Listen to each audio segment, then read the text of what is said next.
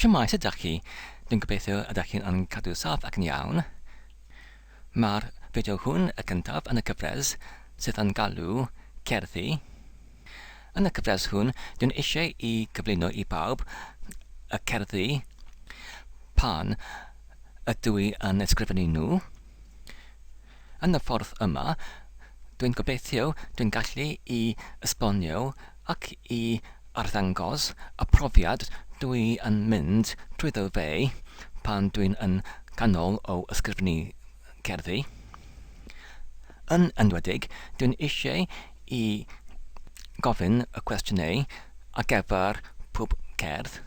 Beth oedd yn fy ysbrydoli i pan oeddwn i'n ysgrifennu y cerdd?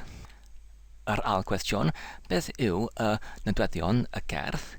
Ac yn y trydydd cwestiwn, beth roeddwn ni'n ei ddysgu pan yn ysgrifennu y cerdd? Wel, dyma'r y cerdd cyntaf yn y cyfres hwn. Mae'r teitl y cerdd fan hwn. Mor hyfryd y boreu heddiw. Wel, y cyntaf cwestiwn yw, beth oedd yn fy ysbrydoli i pan oeddwn i'n ysgrifennu y cerdd? Wel, heddiw yw yr 8 o Ebrill 2021. Os da chi'n cofio yn y penwythnos diweddarach, roedd y tywydd mor fendigedig ond ydy. Gyda'r awyr glas bob dydd yn y 2 wythnos. Yr helwyn disglair pan oedd yr haul yn wawrio hyd at y machludau hyfryd yn yr hwyr. Wel, roeddwn ni'n ysbrydoli i ysgrifennu y cerdd yma yn y cyfnod hynny. Yn fy nodiadur ar y dydd hynny, ysgrifennais i y dyddiad gyda'r amser. Y dyddiad oedd 10 o mis Ebrill, ac roedd yr amser 7 o'r gloch yn y bore. Dwi'n cofio roedd hynny yr amser pan oeddwn ni'n deffro. Ar y foment hynny, dwi'n cofio roedd yr ystafell mor lliwedd gyda'r helwyn disglair yn tynnu oddi wrth yr ffenestr dwywain sydd i mewn i'r ystafell. Ac hefyd, dwi'n cofio roeddwn ni'n deffro gyda'r teimlad o'r gwaenwyn, sef y teimlad o rhyddhad ac hefyd o obaith. Ac hefyd, yn anwybodol, y dechreuais i barddoni. I ddechrau, jyst yr un llinell, mor hyfryd yw y bore yma heddiw. Ac wedyn, gyda'r llinell yn awtomedig yn ymgodi yn fy meddwl, roeddwn ni'n yn fy ysbrydoli i cyflawni fe, sef i cyflawni cerdd, i gosod y llinell mor ysbrydolaethig hynny yn yr ffyrdd o'r gerdd. Teimlais i dymuniad i cipio y foment yn yr ffyrdd cerdd, yn debygol enghraifft i ffotograffwr sydd yn sydyn yn dod o hyd o rhyw moment ar y tirlun ac mae'n angen i cipio y tirlun yn y ffotograff. Felly, yn un modd, teimlais i yr dymuniad i cipio y foment mor wych o'r cyfnod yn y gwanwyn yna ac yn ei fframio fe yn y ffyrdd o gerdd go iawn.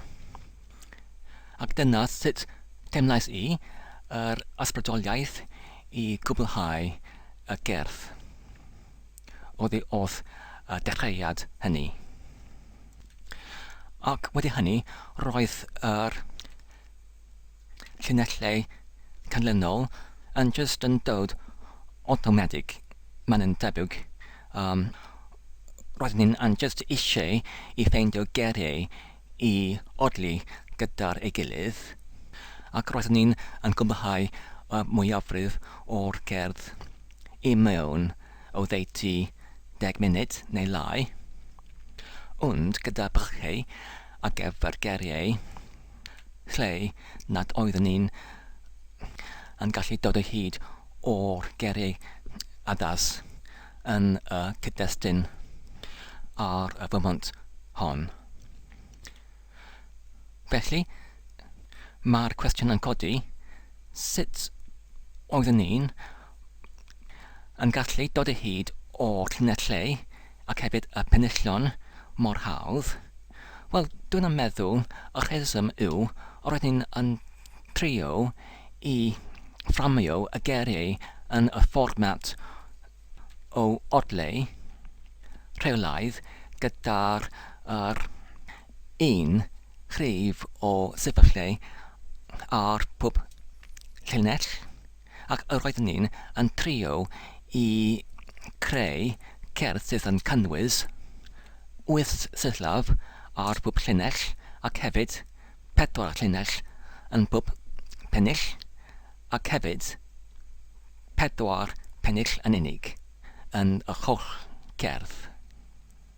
Roedd yr fformat hwn y ffram oedd wedi bodoli ar y dechreuad, ac wedyn roeddwn ni'n yn unig yn trio I llenwi y ffram hon gyda'r eriau oedd yn odli gyda ei gilydd, ac felly dwi'n meddwl dyna oedd y rheswm pam roeddwn ni'n gallu I dod o hyd o'r cerdd ac hefyd y geiriau mor gyflym ac mor hawdd.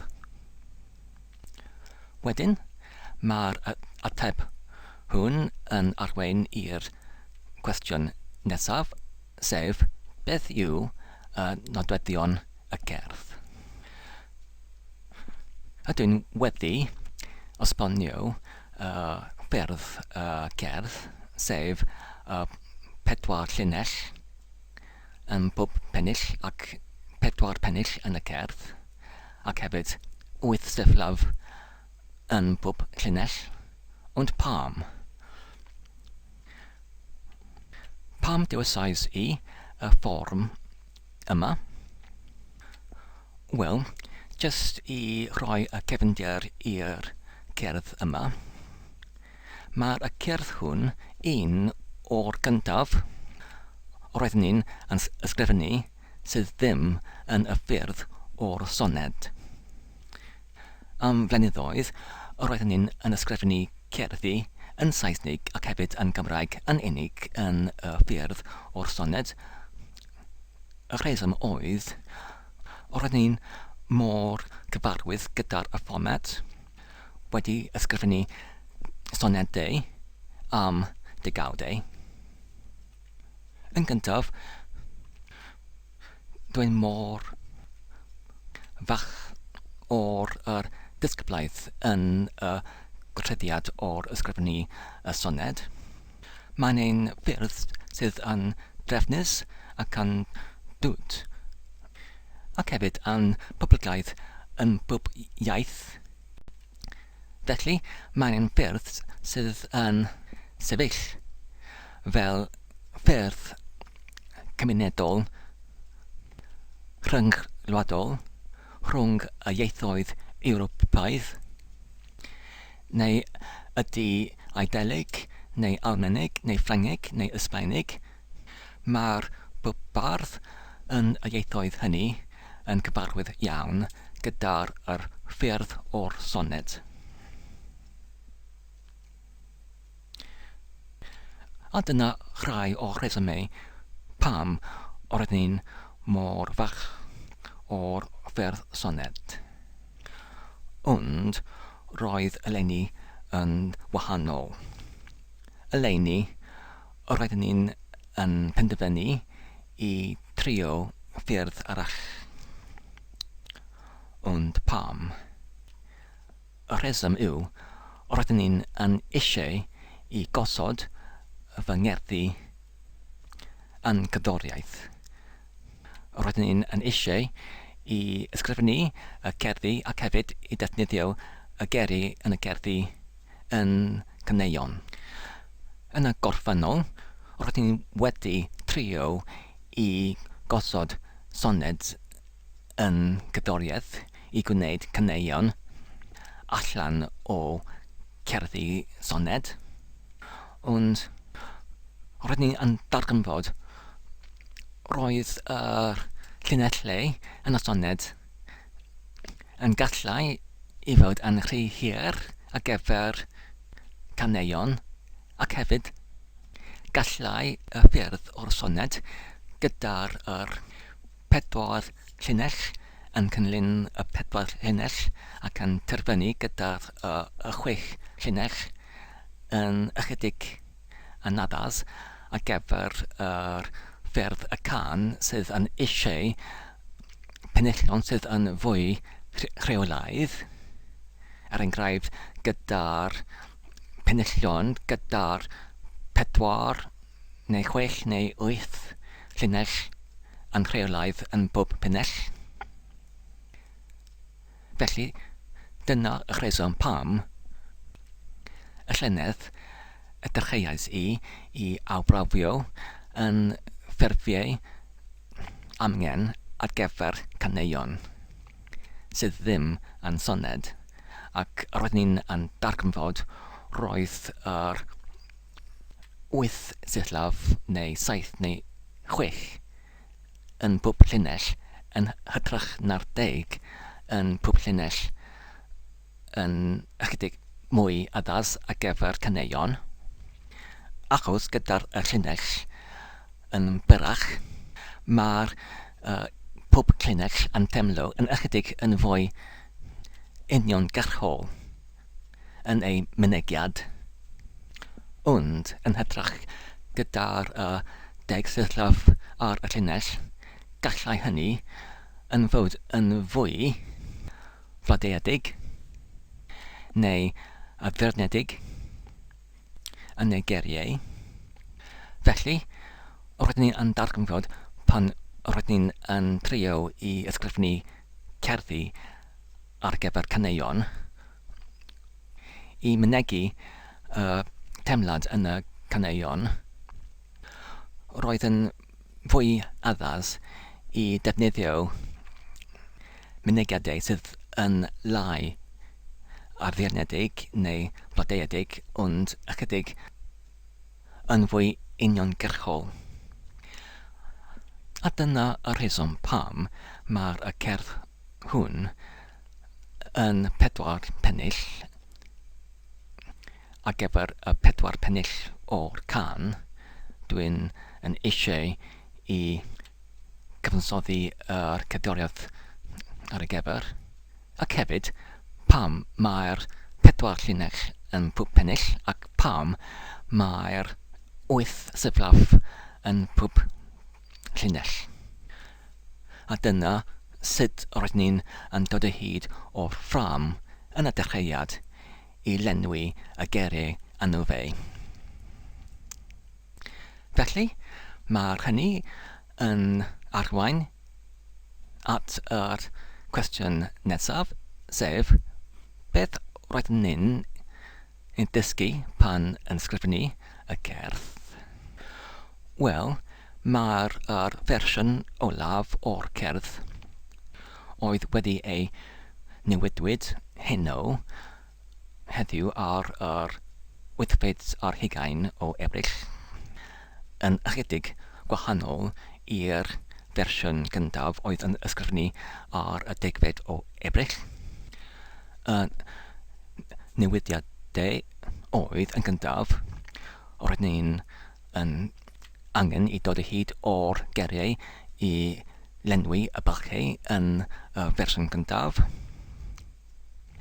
ac hefyd roeddwn ni'n angen I newid y trefn o'r geriau I wneud y llinellau yn siglo yn yr sigliad rheolaidd, sef metr rheolaidd, achos rydyn ni'n darganfod y pwysigrwydd o'r metr. Os da chi'n eisiau cerdd i sonio yn naturiol ac yn ddidwyll, neu yn ddiffiant, neu yn onest, mae'n mor bwysig i wneud sefyllfa yn seiglo yn y metr rheolaidd, achos fod does dim unrhyw cerddoriaeth yn cerdd, mae'r cerdd, pa fodd bynnag, eto yn dal yn cynnwys rhyw fath o gerddoriaeth yn y gerau eu hunain. Ac felly, pan mae'n rhywun yn eisiau i dweud rhywbeth, mae'r cerddoriaeth yn yr gerau yn dydy. Maen nhw'n eisiau i mynegu rhywbeth neu rhyw temlad, mae'r cerddoriaeth yn bodoli yn yr brawddeg yn dydy pan mae pobl yn siarad gyda'i gilydd. Felly, wedi newid y trefn o amryw geriau yn yr cerdd, roedd ni'n darganfod roedd hynny yn gwneud yr holl byd o gwahaniaeth i'r cerdd. Ac hefyd, yr ail peth roedd ni'n darganfod oedd mater godrych o'r cerdd. Os da chi'n darllen y cerdd hwn, mae'n amlwg, mae'r cerdd yn gerdd cariad. Mae'r cerdd hwn yn trafod am y cariad oddi wrth y siaradwr yn y cerdd tuag at unrhyw un arall. Ac felly, mae dyna ni, fan yma, cerdd serch. Ond oeddwn ni'n ysgrifennu y cerdd serch yma ar gyfer unrhyw un enwedig, efallai. Naddo yw yr ateb. Ond fy meddwl i, does dim angen i'r bardd i fod yn gariad gyda unrhyw un i ysgrifennu cerdd serch. Ond, yn fy meddwl i, mae'r cerddi serch yn pwysig ar gyfer barddoniaeth, achos mae hynny yn fodd pwysig i datblygu yn natur sydd yn garedus tuag at eraill. Yn fy meddwl i, mae'r ysgrifennu cerddi serch rhywbeth sydd yn gorfodiedig ar gyfer unrhyw un sydd yn eisiau i ysgrifennu cerdd. Oherwydd mae'r teimlad o cariad sydd yn sylfaenol i dynol rhyw, ac hefyd mae'r teimlad o cariad mor pwysig yn bob sefyllfa, yn enwedig yn ein perthnasau gyda ei gilydd, ac hefyd yn ei perthnasau yn ein crefydd. Yn fy meddwl i, mae'r datblygiad o'r natur caredus sydd yn mwy bwysig yn fy ngrefydd ac hefyd yn fy mywyd. A dyna un o'r rheswm pam dwi'n ysgrifennu cerddi serch, y fod dwi ddim yn gariad gyda unrhyw un yn enwedig. Os rydyn ni'n mynd yn ôl i'r cyfelebiaeth o'r ffotograff yn y ffram, mae'r ffotograff rhywbeth sydd yn dathlu y terflun yn dydy. Yn yr un modd, mae'r cerdd rhywbeth sydd yn dathlu y foment. Felly, mae'n angen mater godrych yn y cerdd i fod rhywbeth sydd yn ardderchog yn dydy. gyda'r geriau ac hefyd y teimladau ac hefyd y syniadau sydd yn cynnig profiad o rhywbeth sydd yn ardderchog. A dyna ni. Dyna'r 3 cwestiwn wedi ei ateb. Wedi cyflwyno yr cerdd, dwi'n nawr mynd i darllen fe.